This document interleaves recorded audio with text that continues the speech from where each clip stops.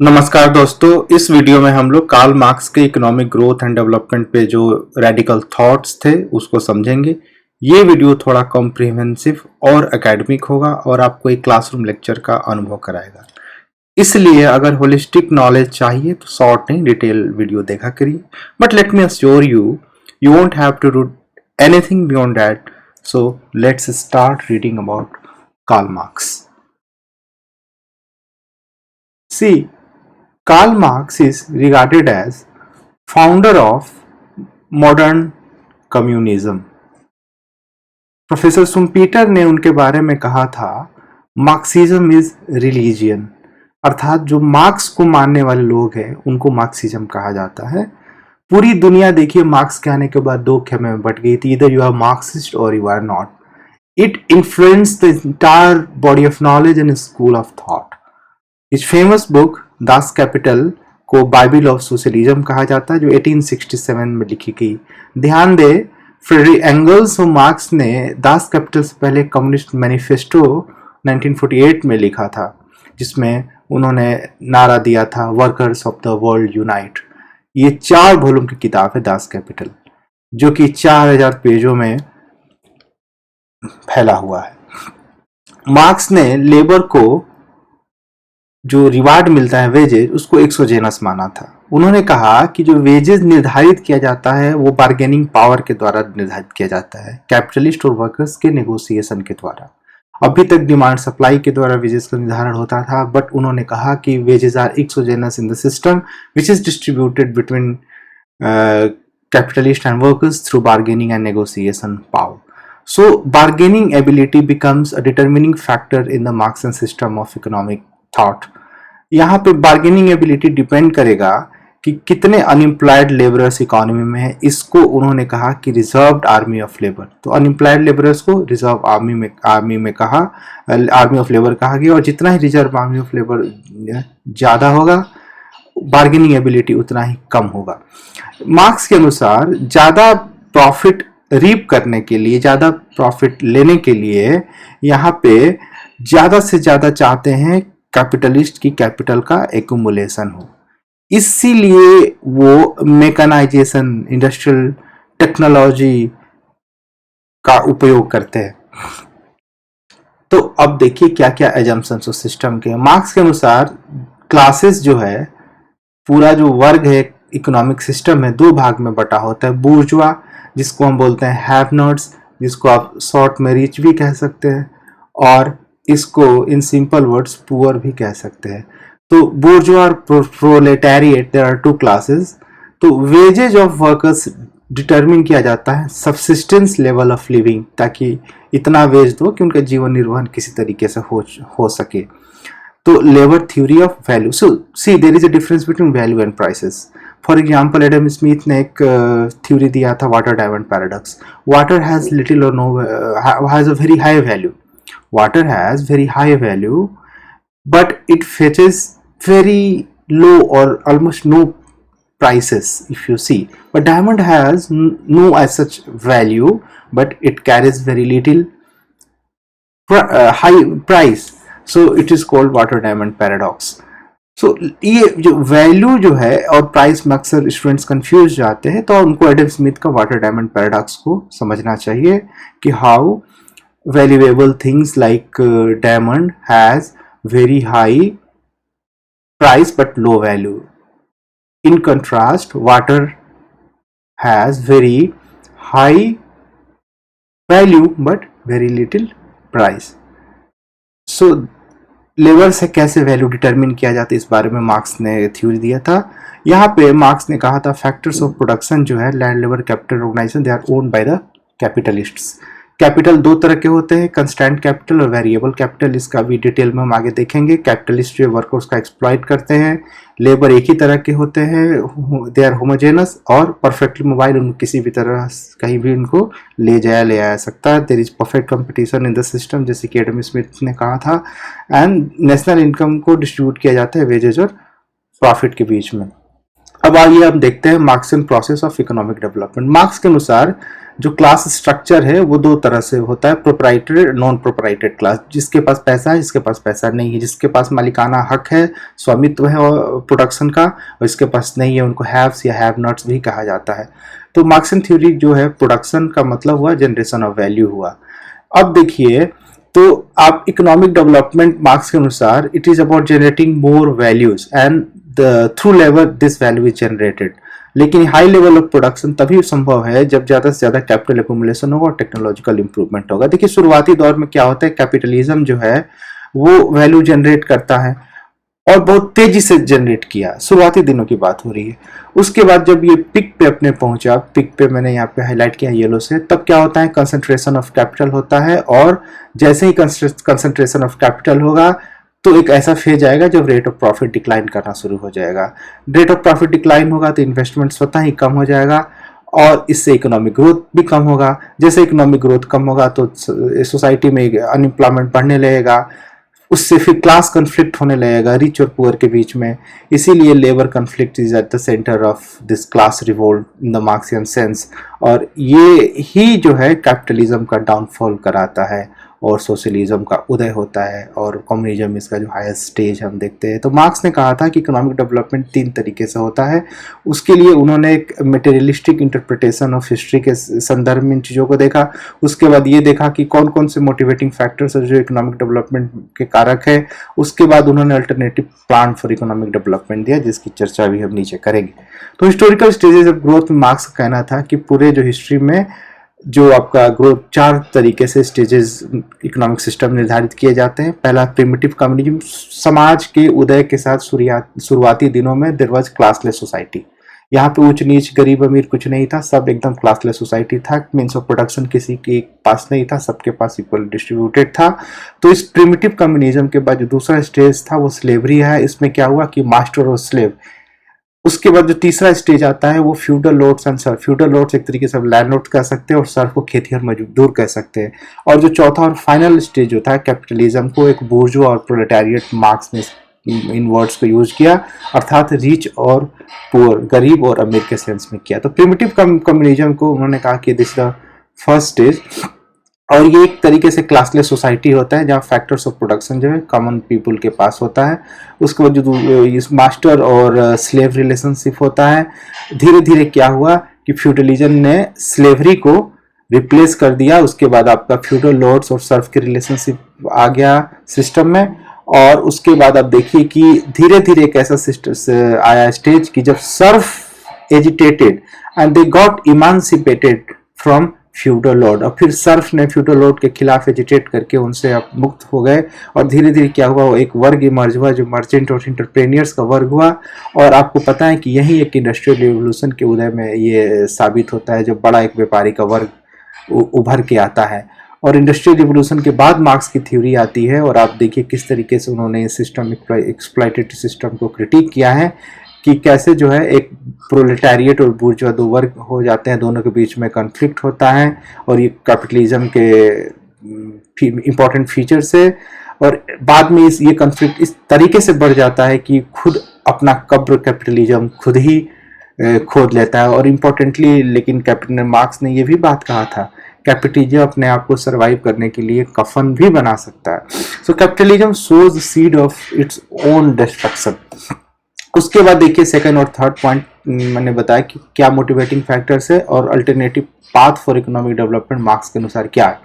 तो class conflict जो है वो मैकेनिज्म ऑफ सोशल चेंज है, यही मोटिवेटिंग फैक्टर्स है कि कैसे क्लास कन्फ्लिक्ट होगा और that will lead to downfall of capitalism. तो न्यू सोशल ऑर्डर एक इमर्ज होगा जो सोशलिज्म होगा, और कम्युनिज्म इसी का एक हाईएस्ट या फिर लास्ट स्टेज आप कह सकते हैं। तो कम्युनिज्म जो है यही alternative path for economic development है मार्क्स के अनुसार। अंडर कम्युनिज्म क्या होगा, poverty is rooted at poverty नहीं होगा, कोई क्लास कन्फ्लिक्ट नहीं होगा। जो भी इंडिविजुअल है नेशनल इनकम में अपने एबिलिटी और नीड के अनुसार कंट्रीब्यूट करेगा और उसको उसी अनुसार मिलेगा। धीरे धीरे स्टेट का रोल यहाँ पे कम हो जाएगा। इसका स्टेट विदर सर्वे का मतलब यहाँ पे ये हुआ कि इकोनॉमी इस लेवल पे पहुंच जाएगी, सोसाइटी इस लेवल पे एडवांस थिंकिंग लेवल पे पहुंच जाएगी कि स्टेट का बहुत ज़्यादा अर्थात गवर्नमेंट और राज्य का बहुत बड़ा रोल नहीं रहेगा। People will take care of themselves, the state will have very limited role. यहाँ पे देखिए कैपिटलिस्ट है वो मीन्स ऑफ प्रोडक्शन को कंट्रोल करता है, इसीलिए जो मेन एम ऑफ कैपिटलिस्ट क्या होगा, प्रॉफिट को मैक्सिमाइज करना होगा। लेकिन वो प्रॉफिट मैक्सिमाइजेशन कैसे करेगा, मार्क्स के अनुसार वो लेबर को एक्सप्लॉइट करके करेगा। कैसे करेगा, उनको कम वेज देगा, ज़्यादा उनसे काम करेगा, बच्चों और महिलाओं को काम पे लगाएगा, इसीलिए फिर एक्सप्लॉइटेशन बढ़ेगा और ये एंटागोनिज्म होगा, अर्थात जो है आपस में दोनों में एक विद्रोह होगा, कैपिटलिस्ट और वर्कर क्लास में असंतोष होगा उन दोनों के बीच में और क्लास कॉन्फ्लिक्ट होगा। Theory of surplus value is the most important part of marks and theory of economic development. यहाँ पे मार्क्स का कहना था कि मान लीजिए कोई कैपिटलिस्ट है, वो मार्केट आता है और कुछ मार्केट में आए तो कुछ पैसे लेके आए जिसका नाम उन्होंने एम दिया, और कुछ फैक्टर्स ऑफ प्रोडक्शन जैसे raw material, machine, labour power, ये सब खरीदता है। उसके बाद उसको मैन्युफैक्चर करता है कमोडिटी सी, मतलब M is the money, commodity which is symbolised as C, और उसके बाद वो वैल्यू एडिशन करके फिर उसको ज़्यादा दाम पे बेचता है।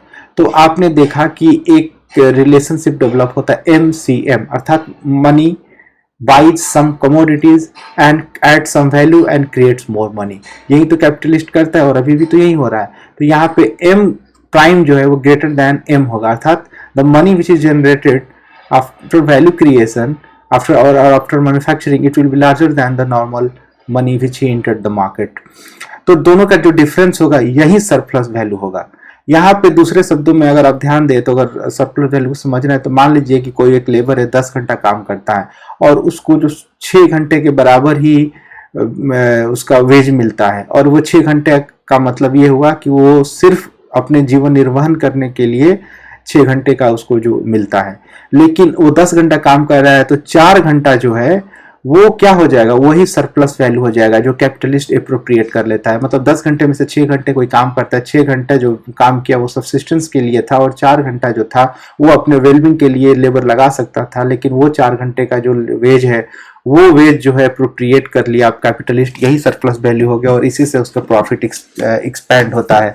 तो मार्क्स इसी को कहा कि ये जो अनपेड वर्क है यही सरप्लस वैल्यू है। यहाँ पे आप देखिए according to Marx subsistence wages paid to the workers are less than the market value of the commodity. मान लीजिए कि जो सब्सिस्टेंस वेज उसको मिल रहा है वो जो भी मार्केट वैल्यू ऑफ कमोडिटी है उससे कम होगा, तो इसीलिए सरप्लस वैल्यू कैपिटलिस्ट यहाँ पे अप्रोप्रिएट कर रहा है और इस and this is exploitative in nature, so there is exploitation of labour.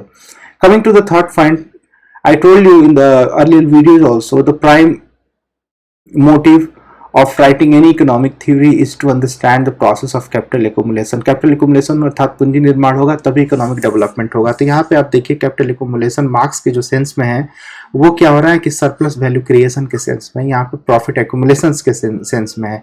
तो कैपिटलिस्ट जो है 3 तरह के मेथड अडॉप्ट करते हैं आपका सरप्लस वैल्यू जनरेट करने के लिए। पहला तो एक तो ज़्यादा काम करा सकते हैं, दूसरा ये सब्सिस्टेंस वेज से कम उनको वेजेस दे सकते हैं, लेकिन ये ज़्यादा टाइम तक नहीं टिक सकता क्योंकि कम से कम उनको सब्सिस्टेंस लेवल के बराबर तो वेज देना ही पड़ेगा, otherwise the workers won't be able to work in for longer period of time. Thirdly क्या है आपका, अगर प्रोडक्टिविटी अगर बढ़ा दे तो उससे क्या होगा, प्रॉफिट बढ़ सकता है क्योंकि इस यहाँ पे टेक्नोलॉजी का ज़्यादा रोल होगा। और आप देखिए मार्क्स के अनुसार टेक्नोलॉजी अगर ज़्यादा यूज होगा तो उसका बार्गेनिंग पावर ज़्यादा होगा, इसीलिए लेबर वेज को कंट्रोल करने के लिए मैकेनाइजेशन, नया नया मैकेनाइजेशन की पद्धति कैपिटलिस्ट फॉलो करते हैं। तो आप देखिए और जो प्रॉफिट के ओरिजिन की थ्योरी को एक्सप्लेन करने के लिए मार्क्स ने constant capital, variable capital, 2 terms को इंट्रोड्यूस किया। इसके बारे में हम आगे वाले स्लाइड में देखते हैं। मार्क्स का कहना था जो टोटल वैल्यू ऑफ आउटपुट जो है ये 3 कंपोनेंट में डिवाइड किया जा सकता है। पहला तो कांस्टेंट कैपिटल, जैसे कि आप मॉडर्न इकोनॉमिक्स में पढ़ते होंगे तो कांस्टेंट कैपिटल इसलिए का फिक्स कैपिटल, जैसे कि मशीनरी हो गया, रॉ मटेरियल्स हो गया। वेरिएबल कैपिटल जो है वो आपका लेबर हो गया, because labour is mobile so it can be varied. और यहाँ पे जो तीसरा पॉइंट है वो सरप्लस वैल्यू है, यही प्रॉफिट को रिप्रेजेंट करता है, how surplus value appropriation leads to higher profit rates. So the total value of the product Y which is equal to C plus V plus S, constant capital plus variable capital and plus surplus value, तीनों को जोड़ने पे national output मिल जा रहा है। यहाँ पे Marx ने रेट ऑफ प्रॉफिट को डिफाइन किया, R is equal to S divided by V plus C, surplus value divide by variable capital plus constant capital. अगर आप देखिए यहाँ पे S को अगर इस तरह लेफ्ट हैंड साइड में लेके आते हैं तो ये होगा आउटपुट में से अगर कंस्टेंट कैपिटल और वेरिएबल कैपिटल को माइनस कर देते हैं तो आपका सरप्लस वैल्यू मिल जाएगा। सो मार्क्स ने जो एस बाई भी रेशियो है इसी को कहा कि it is the ratio of surplus value to variable capital exploit, it was called the rate of exploitation. तो आप देखिए surplus value divided by variable capital, ये जो रेशियो है इसी को मार्क्स ने रेट ऑफ एक्सप्लॉइटेशन कहा। अब उसके बाद मार्क्स का ये मानना था कि जो रेट ऑफ प्रॉफिट है एक ये पॉजिटिव फंक्शन है exploitation rate that is S by V, और निगेटिव फंक्शन है organic composition of capital which is C by V. हम नेक्स्ट स्लाइड में ऑर्गेनिक कंपोजिशन ऑफ कैपिटल को समझेंगे। यहाँ पे मैंने एक समरी इक्वेशंस का ये बना दिया। आप देखिए y equal to C plus B plus S, मैंने ऊपर एक्सप्लेन किया। तो s अगर आप लेफ्ट हैंड साइड में आते हैं तो y minus C plus B, अगर यहाँ रेट ऑफ प्रॉफिट है तो क्या हो जाएगा s divided by C plus B. तो ऑर्गेनिक कंपोजिशन ऑफ कैपिटल होगा यहाँ पे constant capital divided by variable capital that is C by P, और रेट ऑफ एक्सप्लॉइटेशन क्या हो जाएगा आपका s by V. Rate of profit is positively related to rate of exploitation that is S by V, and rate of profit is negatively associated with organic composition of capital C by V. This is the most important table that you need to understand and memorize. अब declining rate of profit पे हम आते हैं कि कैसे capital accumulation के बाद एक ऐसा फेज आता है जो प्रॉफिट डिक्लाइन होने लगेगा। तो मार्क्स का कहना था कि राइज इन वेजेस जो है वेज बढ़ता है तो कैपिटलिस्ट को मोटिवेट करता है कि ज़्यादा से ज़्यादा लेबर सेविंग मशीनरी अपनाएं। इससे क्या होगा, उनका प्रॉफिट इंक्रीज करेगा लेकिन साथ ही साथ अनएम्प्लॉयमेंट भी बढ़ेगा। तो इसके दो इम्पैक्ट आएंगे। क्या आएगा, एक तो आप देखिए कि ज़्यादा मशीनरी आने से क्या होगा, जो वेरिएबल कैपिटल जो है आपका, जो कि फिक्स कैपिटल है एक तरीके, सॉरी आपका जो लेबर है मान लीजिए वो उसका क्या होगा, वो फॉल करेगा। आप देखिए मैकेनाइजेशन ज़्यादा होगा तो लेबर एम्प्लॉयमेंट क्या होगा, कम होगा। और जो कंस्टेंट कैपिटल है दैट इज मशीनरी, इसका स्तर बढ़ेगा टेक्नोलॉजी से, तो आपका क्या होगा सी बाई वी कंस्टेंट रहेगा। और reserve army of labour that is unemployment एक तरीके से देखिए ये वेज रेट को अफेक्ट करेगा और ये सबसिस्टेंस लेवल पे फिर घट के आ जाएगा। अब हम ऑर्गेनिक कंपोजिशन ऑफ कैपिटल की थोड़ा बात करें। मार्क्स के अनुसार it was the ratio of constant capital to variable capital, और उन्होंने कहा कि सी बाई वी जो है इसी को ऑर्गेनिक कंपोजिशन ऑफ कैपिटल कहते हैं। मार्क्स ने माना कि लॉन्ग रन में profit tends to fall due to rising organic composition of capital. ये टेक्नोलॉजिकल प्रोग्रेस की वजह से हो रहा है, because technological progress will increase organic composition of capital. इसीलिए capitalist constantly try to adopt new techniques of production. जैसे नया नया techniques of production capitalist adopt करेगा तो बार्गेनिंग पावर उसका ज्यादा होगा, मशीनरी का यूज ज्यादा होगा, तो क्या करेगा सबसिस्टेंस वेज पे जो वेज को हमेशा लाने की कोशिश करेगा और उससे उसको ज्यादा सरप्लस वैल्यू मिलेगा जो कि कैपिटलिस्ट के प्रॉफिट को इंक्रीज करेगा। तो इसका कंसिक्वेंस क्या होगा, आप देखिए वर्कर्स के अंदर माइजरी बढ़ेगा, उनकी समस्याएं बढ़ेगी और ये एक ऐसा फेज आएगा कि क्लास स्ट्रगल को बढ़ाएगा।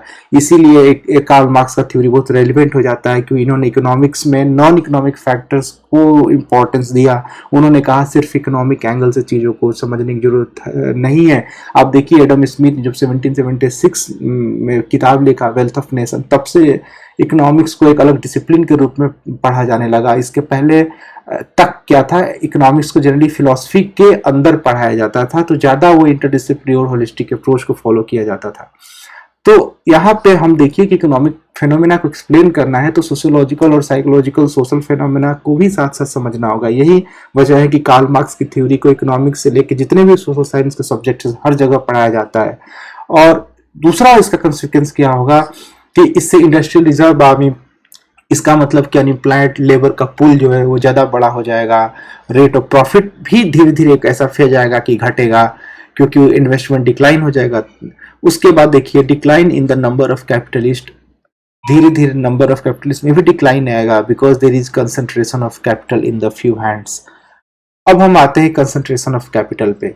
इस पॉइंट को समझने की जरूरत इसलिए है कि आप देखिए कि जैसे जैसे कैपिटल एक्यूमुलेशन होगा तो क्या होगा, बड़े जो इंटरप्राइजेस है, गाइजेंटिक इंटरप्राइजेस है, उनमें कंसंट्रेशन ऑफ कैपिटल बढ़ेगा। तो आप सुने होंगे big fish it's the small fish. इसका मतलब ये है कि कंपटीशन में छोटे छोटे जो व्यापारी है, छोटे छोटे जो इंटरप्राइजेस है वो compete नहीं कर पाएंगे। दिस इज द रीजन, क्योंकि the reason being the bigger capitalist जो है they have access to modern technology, they have access to huge capital, तो उनसे वो compete करना बड़ा मुश्किल हो जाएगा। दिस इज द रीजन कि मल्टीनेशनल कंपनी से स्मॉल और micro small medium enterprise compete करना बड़ा मुश्किल हो जाता है।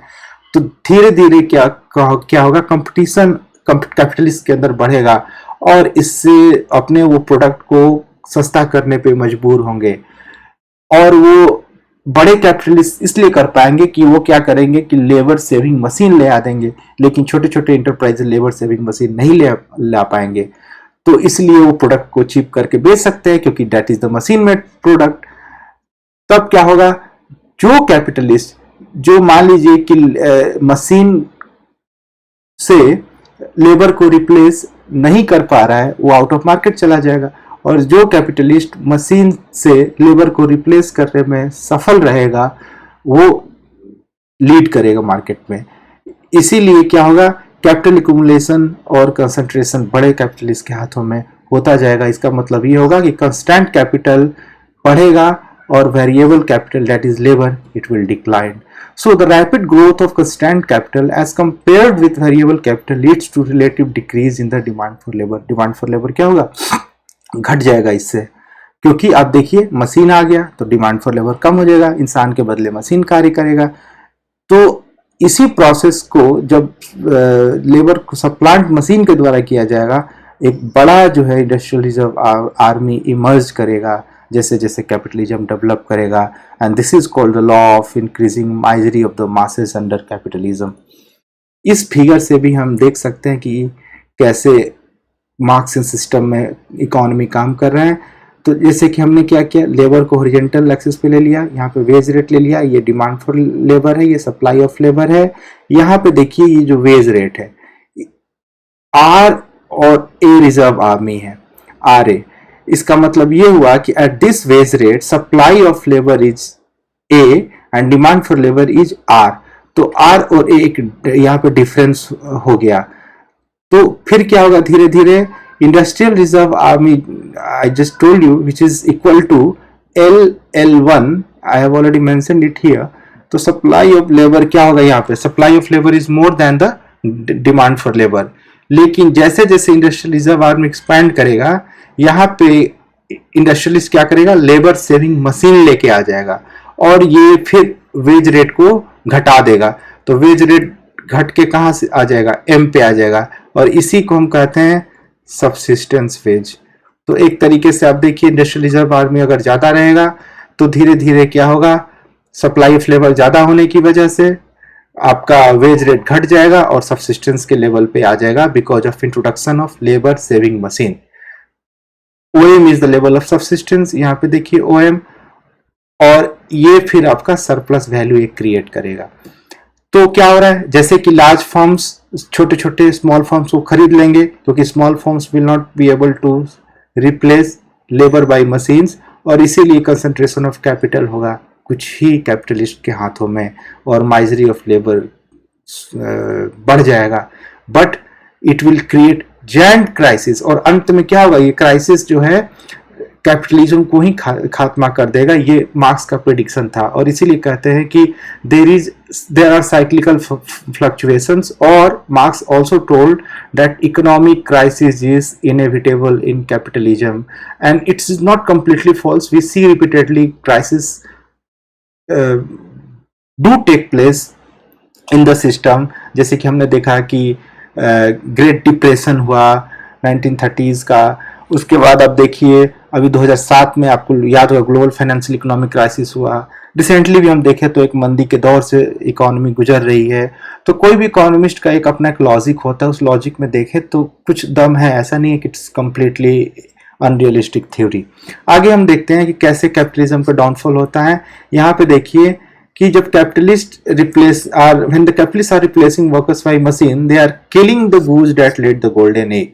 जैसे क्या हो रहा है कि जो सुनहरे अंडे देने वाला हंस था, वो उसी को तुम मार रहे हो, क्योंकि लेबर क्या था, वो एक तरीके से प्रोडक्शन का हिस्सा था, वही प्रोड्यूस कर रहा था, वही सरप्लस वैल्यू दे रहा था। आप मशीन इंट्रोड्यूस करके उसकी प्रोडक्टिविटी को तो मिनिमाइज कर दिए एक तरीके से देखो तो मार्क्स का कहना था technological progress lead to increase in organic composition of capital. Since the rate of profit is inversely related to organic composition of capital, the former tends to decline with accumulation. बाद में आप उसी जब हमने जो इक्वेशंस ऊपर हमने देखा उसी का नीचे थोड़ा डिस्क्रिप्शन है, आप देख लीजिएगा. In a nutshell, I have written a paragraph which is self-explanatory and I don't need to repeat it. You should just go through it. So what we can observe in a circular tree of the Marxian model कि profit जो है prime mover है capitalist system में. तो यहाँ पे क्या हो रहा है, जैसे कि हाई प्रॉफिट अगर हुआ तो कंपटीशन क्या होगा, बढ़ जाएगा. तो कैपिटल इंटेंसिव टेक्नोलॉजी का इंट्रोडक्शन होगा बिग कैपिटलिस्ट के द्वारा. उससे फिर क्या होगा, कैपिटल आउटपुट रेशियो बढ़ जाएगा और लास्ट में क्या होगा, प्रॉफिट डिक्लाइन कर जाएगा. इसीलिए higher the incremental capital output ratio ICOR, तो प्रोडक्टिविटी ऑफ कैपिटल लोअर हो जाएगा. अब हम थोड़ा सा ब्रीफली इसका क्रिटिकल अप्रेजल बाय स्ट्रेंथ और वीकनेस देख लेते हैं. स्ट्रेंथ तो ये था कि स्मिथ, रिकार्डो, मार्क्स तीनों ने कंक्लूड किया था कि there is increasing share of rent in total output, it will lead to declining rate of profit. जाहिर सी बात है, रेंट जैसे ही अगर आप देखिएगा बढ़ते जाएगा तो प्रॉफिट कम होगा. जैसे कि आपने स्मिथियन सिस्टम में भी देखा था कि higher wage is associated with falling rate of profit. It will lead to stationary state in the Marxian system as well, जिसको हम डाउनफॉल ऑफ कैपिटलिज्म कहते हैं. तो आप ध्यान दीजिए कि स्टेशनरी स्टेट के मार्क्स जो एडम स्मिथ और रिकार्डो करते हैं वही एक तरीके से क्राइसिस इन कैपिटलिज्म और डाउनफॉल ऑफ कैपिटलिज्म है स्टेशनरी स्टेट मार्क्सियन सिस्टम में. So it proved that capitalism cannot sustain for long. So this is strength of the theory and not weakness of the theory, because class struggles are inevitable. In India also you see because of labor union and trade union there are frequent conflicts because of their certain rights and demands which are also genuine and not always political in nature. So he explained class struggle through his version of economic growth, and that gives a supremacy to his theory, and his predecessor did not talk much about it in detail. Weakness are that profit तो घटे, लेकिन जरूरी नहीं है कि profit घटे ही, inevitable नहीं है, अवश्यंभावी नहीं है. So Marx rate of exploitation it is limited by the length of the working day. 10 घंटा वाला उदाहरण मैंने आपको दिया था कि उसको 6 घंटे का ही मिल रहा है लेकिन काम 10 घंटे का कर रहा है. तो ऐसा कुछ नहीं है कि it will be limited by the length of the working day. उसके बाद टेक्नोलॉजिकल प्रोग्रेस के बारे में हम कह सकते हैं कि जरूरी नहीं है कि technological progress organic composition of capital को बढ़ाएगा ही. So these are some important weaknesses that we need to understand. You see, marks के फेमस कोट था, workers of the world unite. Marks के थॉट्स बहुत रेडिकल थे, उनको अलग से आपको जरूर डिटेल में पढ़ना चाहिए. देखिए, एक मैंने कोट आपके लिए लिखा है, लोग क्या कहेंगे ये सोचकर जीवन में अपने जुनून को मत छोड़ना. ऐसे बहुत लोग सहम जाते हैं कि सोसाइटी में, समाज में लोग क्या कहेंगे. So friends, thank you very much. To know more about me, please visit the about section of my YouTube channel and do follow the Telegram channel given in the description section for e-content, PDF, etc. Thanks. Happy reading. Thank you.